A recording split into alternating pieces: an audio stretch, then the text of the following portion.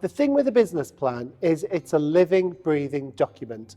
So it's a document that you can use for funding, for the bank, to show different people what you're trying to achieve. But most of all, and most importantly, the business plan is something for you to use as a target, as a living, breathing document. So the business plan that you have today will be very different to the business plan that you'll need in 6 months, in 9 months, and in 12 months. But if you're really savvy in the way that you create your business plan, you can add things to it, you can change it, and you can take things away. So what should your business plan include? None of what we're about to tell you is prescriptive. You can take some of this out, or you can add more of it in. However, what I would say to you is the one thing that you can't change is the goals that you're trying to achieve. Because what we've learned with working with lots of new businesses is that you are much more likely to achieve your goals if you write them down. So let's start with some basic info. What should you include in your business plan? Well, tell us about yourself. Tell us how you've got to this place. Remember, your business plan should be readable. So if you're going to give it to a funder, they don't know anything about you. If you're going to give it to a bank, if you're going to give it to growth funding, they don't know anything about you. So take some time to introduce yourself. Tell us the good points. Tell us the experience that you've had.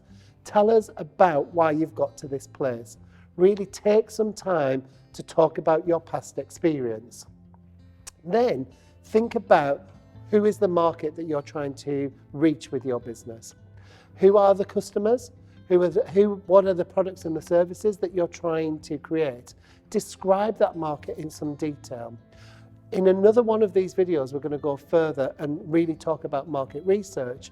But off the top of your head, if I asked you the question, who is your market? Please, please, please don't say everybody, because everybody will not be your market. Think specifically about who your customer base will be.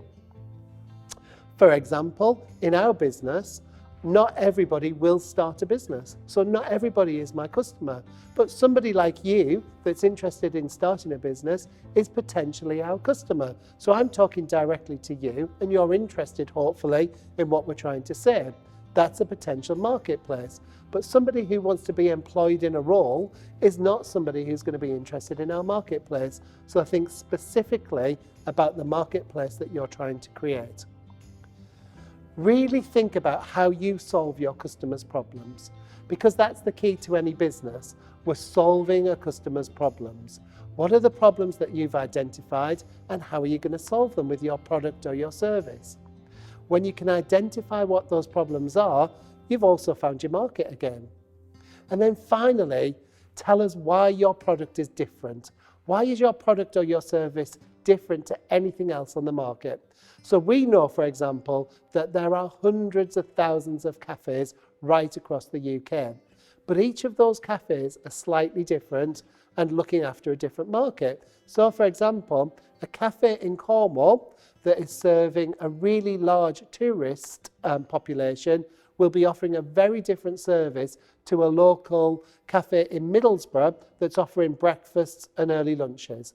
It's a very different service. And when you're thinking about creating the marketing for your business, when you're thinking about the branding, when you're thinking about what it looks like, you really need to demonstrate within your business plan what it is that you're trying to achieve.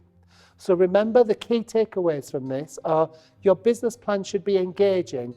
Talk to people as if you're talking to them. So write it as if you're talking to them. It will be easier for you to read it. It will be easier for you to refer to it. And it will also be much more interesting.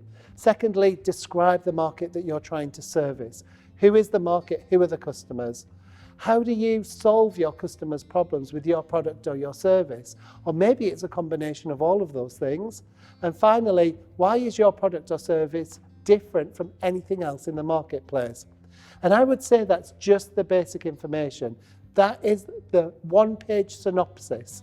If we don't read the rest of your business plan, we will be able to know exactly who you are, what your business does, and who your customers are just by reading that one page. It's vitally important because remember, if you are going for funding, if you are going for grants, if you're going for loans, if you're talking to somebody from the bank, that might be the only page that they read. So they should be able to get a good feeling that, and actually, interested in what you're trying to achieve. That's our basic info, and take some time to develop that and let us know about it.